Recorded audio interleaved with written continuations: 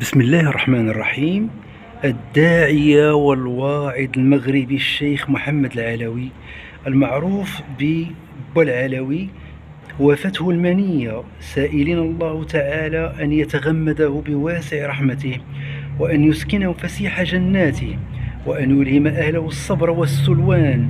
ولد الشيخ محمد العلوي بمدينة فاس، وتنحدر أصوله من الراشدية. درس القرآن الكريم واللغة العربية والفرنسية، وكان عصاميا في تحصيله للعلم من ثقافة واسعة من خلال مطالعة الكتب ومجالسة العلماء.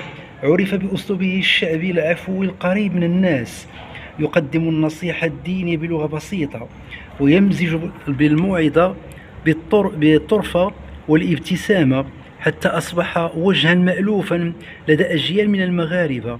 رحل العلوي وبقيت كلماته ومواعظه وذكراه في قلوب من عرفوه واستمعوا إليه.